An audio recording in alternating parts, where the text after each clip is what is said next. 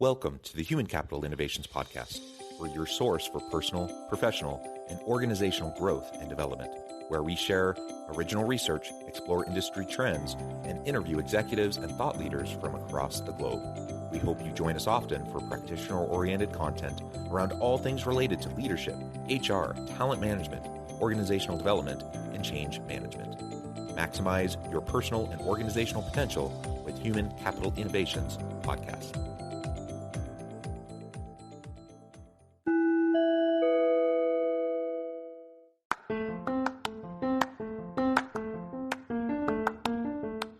If you enjoy the Human Capital Innovations Podcast, enjoy ad-free listening by going to the Patreon page, and please consider contributing even at the producer or sponsorship level. And please leave a review. Thank you for your support.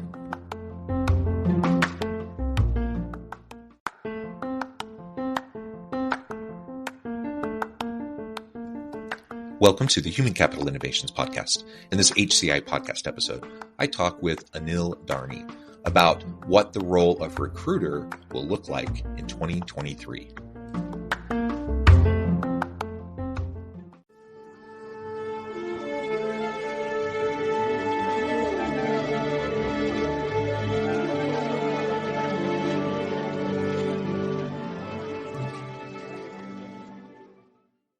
Anil Dharni, welcome to the Human Capital Innovations Podcast. It's a pleasure to be with you today. You're joining us from the Bay Area. I'm south of Salt Lake City in Utah. And today we're going to be talking about the ever-shifting and ever-changing role of the recruiter and what the role of recruiter might be looking like in 2023 as things continue to develop and emerge. As we get started, I wanted to share Anil's bio with everybody. Anil Dharni is Sense CEO and co-founder. Sense empowers fast-growing companies to simplify and personalize recruiting through AI-driven talent engagement.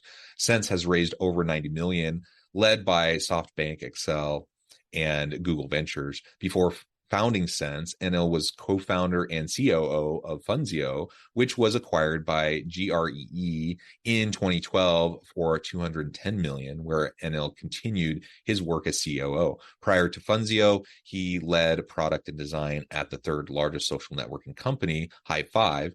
Anil has an MBA from MIT Sloan School of Engineering and a bachelor's degree in aeronautical engineering. Fantastic background. It's a pleasure to be with you. Anything else you would like to share with me or my audience by way of your background or personal context before we dive on into the conversation? No, John, thank you so much for giving me the opportunity to be on the podcast. A big fan and a longtime listener. Oh, well, wonderful. And I really appreciate that. All right, let's dive on in. Why is the way companies have been thinking about recruiters, why is that changing? Why is that increasingly obsolete? And where do you see things shifting towards in the coming year or years? Yeah, I think as we all know, the COVID and the pandemic has been a pretty big slap in the face of a lot of talent acquisition teams. They went from quickly firing and laying off a large portion of their recruiters, sourcers, coordinators to realizing, oh my gosh, the world really didn't change. And in fact, the talent situation became worse. So, and they had to go back and rehire, right? So I think you might remember even in last year, recruiters was one of the hardest job opportunities, according to LinkedIn, right? So I think the world has changed dramatically where talent acquisition teams are starting to reinvest in automation, driving efficiency, while hoping to free up the time of recruiters and sourcers to become more strategic to the business, right? The only way companies grow is if you can hire and find the right talent to help you grow. So growth is basically now dependent on the talent that you're able to acquire. I think the second piece of this equation is companies over the last 2 years have also struggled with keeping their current employees, right? And realizing, hey, it's not just about, constantly thinking top of the funnel, who can we find new, but also thinking about internal mobility as sort of the next phase. Like, what do we know about our own employees? What do we know about their current skill sets? What do we know about their potential? So recruiters now have to sort of pan both sides. Like, I need to understand new people that are coming from top of the funnel, but I also need to understand my own employees because maybe they might be great fits for the current opportunities within the company. And the last thing I would say on this front is where sense plays a big role is it's not all about full-time work. So the kind of nature of work is also consistently changing, right? So the people that were part-time workers can become full-time workers. The folks that were full-time workers maybe now want to be part-time workers.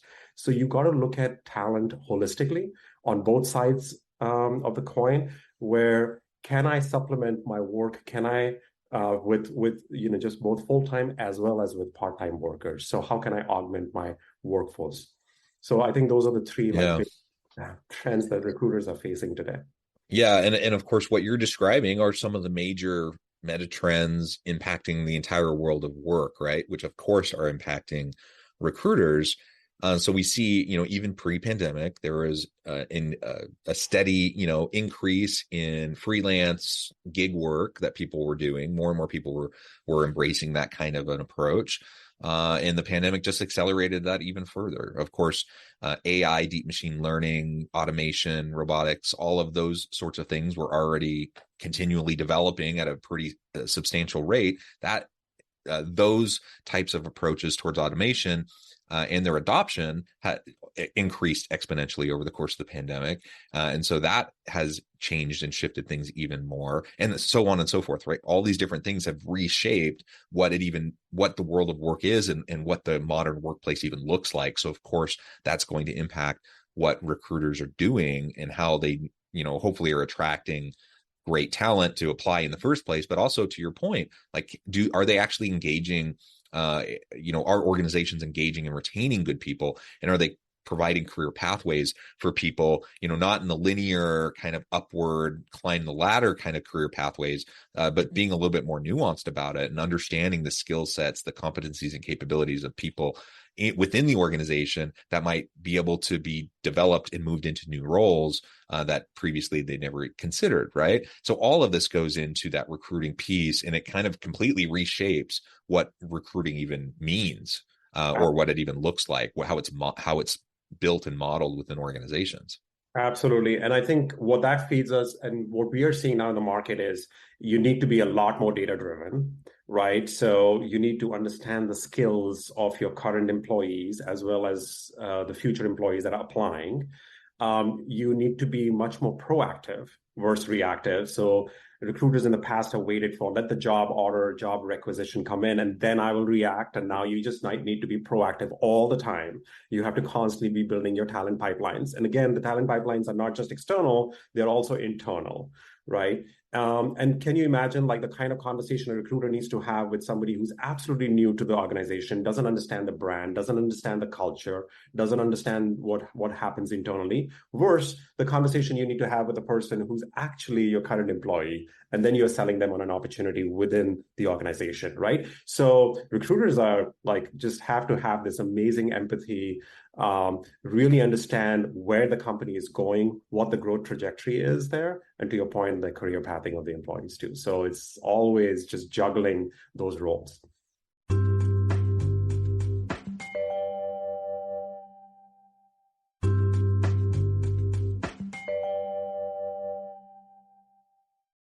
Yeah, so you just started to outline some of those kinds of approaches, the mindset, the tools, the skills that might be necessary with the modern recruiter.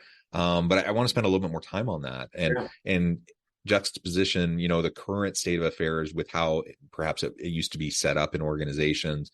So someone who may have been very successful as a recruiter in the past doesn't necessarily directly translate over to their ability to be successful today. So what do you see as some of those common traits previously that perhaps aren't translating over well? What are some of those new types of specific competencies that are going to be necessary moving into the future? Yeah, absolutely.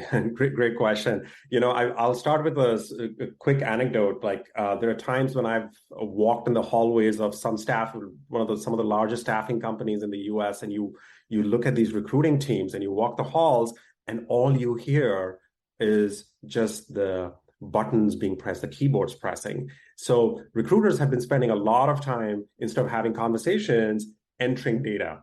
right? Entering resumes, changing status updates, versus like actually having conversations and building relationships with candidates or even internal employees, right? So I think that's the big change that we are seeing. Recruiters are looking to adopting more and talent acquisition teams, adopting more and more technology that can serve to be the assistant that can work, that can do the repetitive tasks and the manual tasks that need to be done, and switch the roles to much more being around conversations, around understanding the candidate's preferences and understanding who they are and understanding their skills, and then doing the matching, right? So what kind of jobs are they best suited for within the company? That's one. Number two, we forget that the other customer of a recruiter is the hiring manager.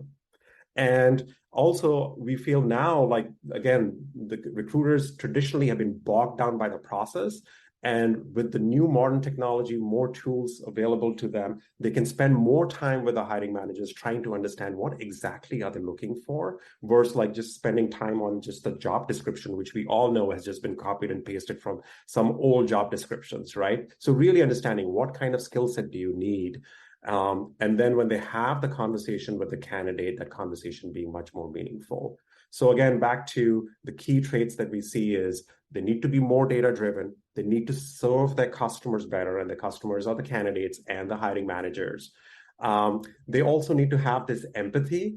And you know what we are seeing in the candidate market, especially for high volume hiring, is it's not about the resume.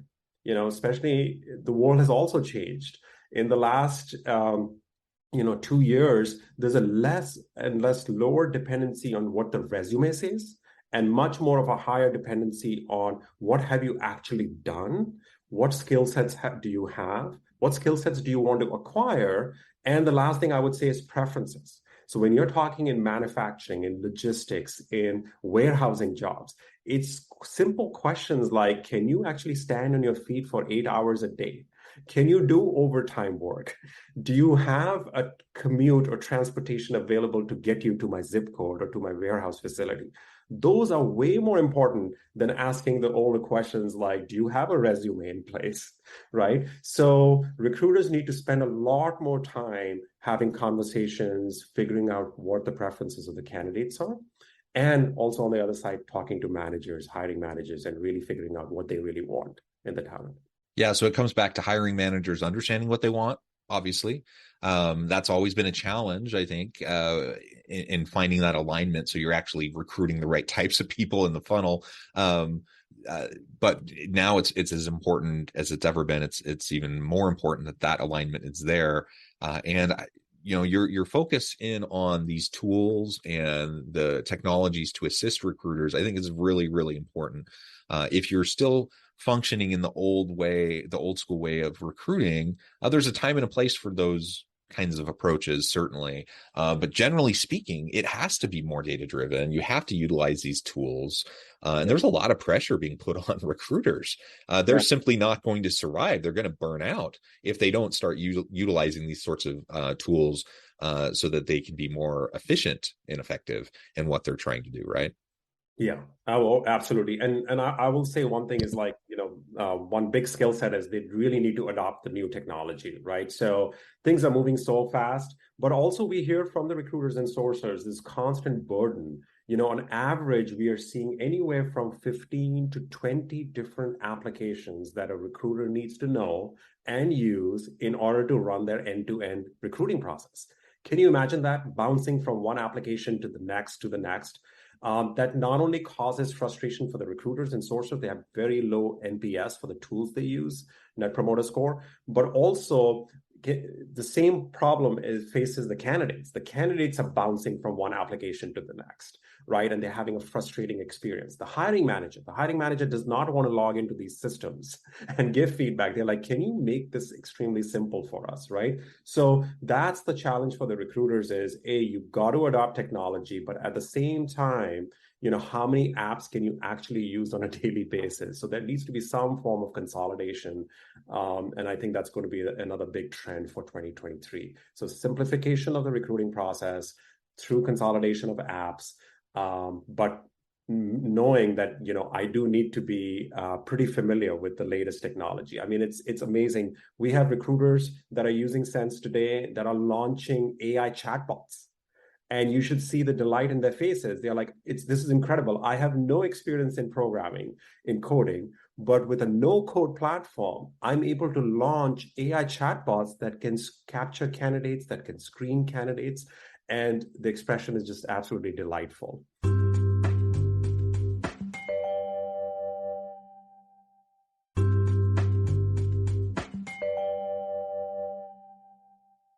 Yeah, and you talked about simplifying, and I'm wondering what you see kind of those structural shifts in terms of how recruitment is organized within institutions, and what you see shifting in terms of the modern recruiting workflow. Yeah.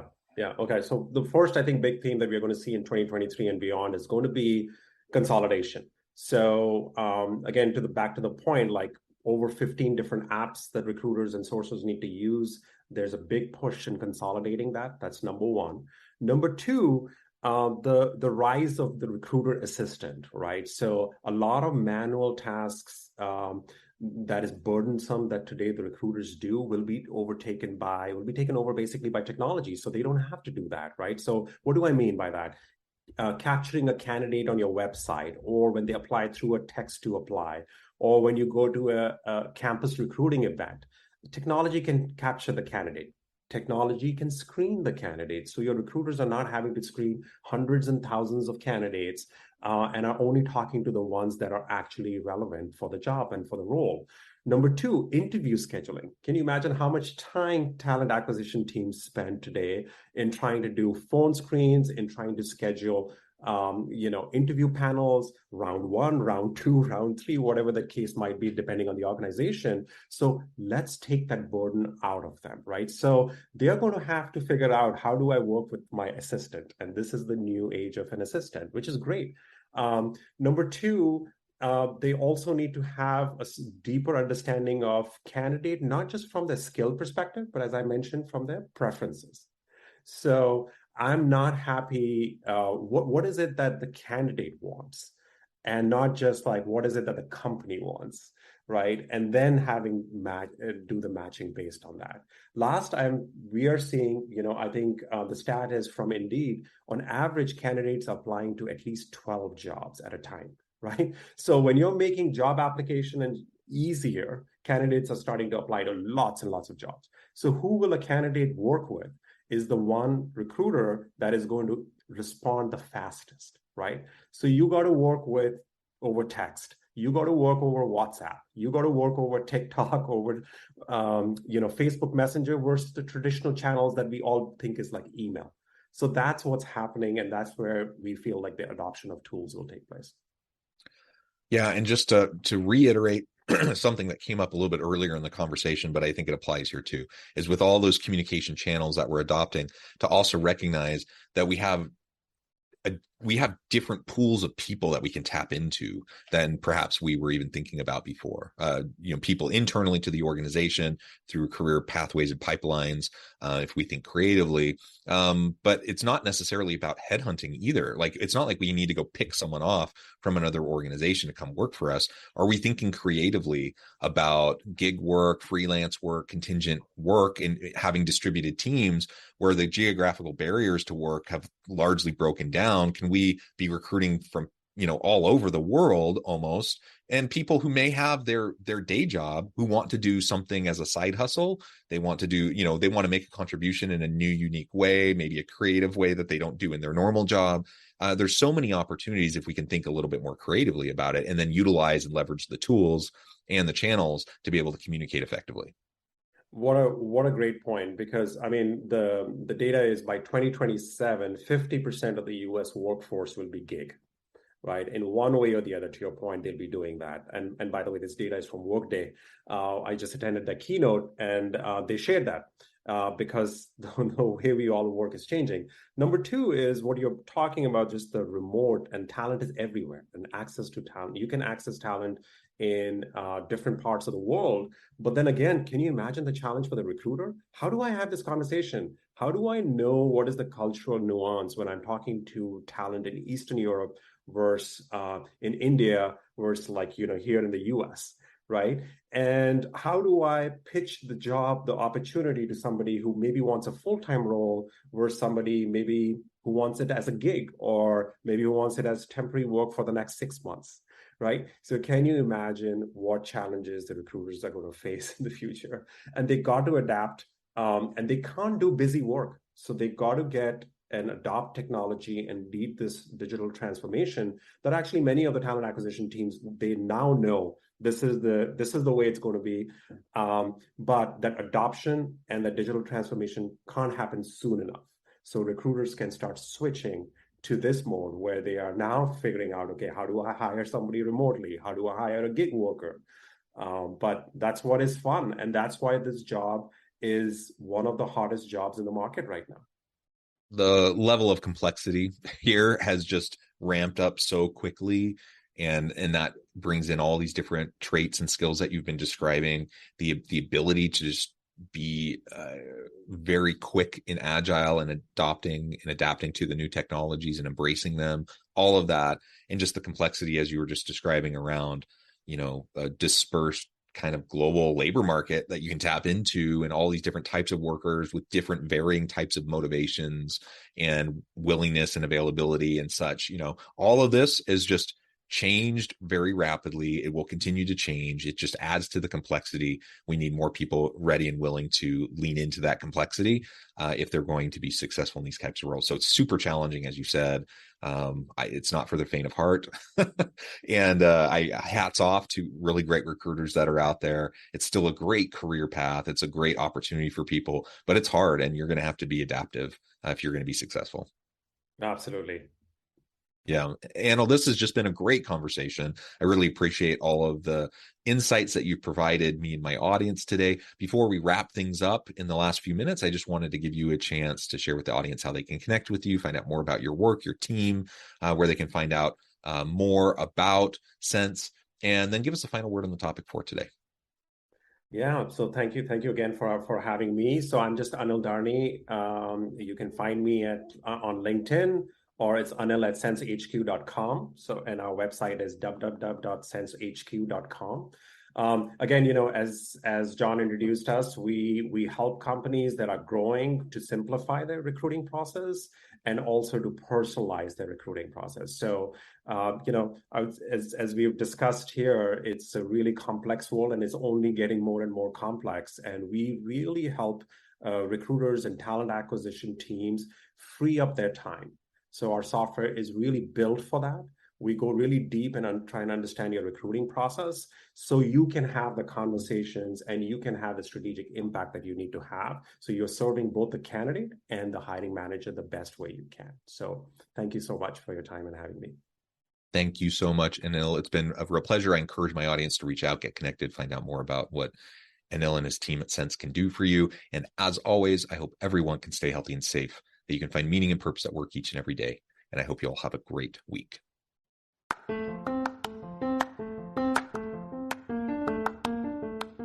you enjoy the Human Capital Innovations podcast? Enjoy ad-free listening by going to the Patreon page. And please consider contributing even at the producer or sponsorship level. And please leave a review. Thank you for your support.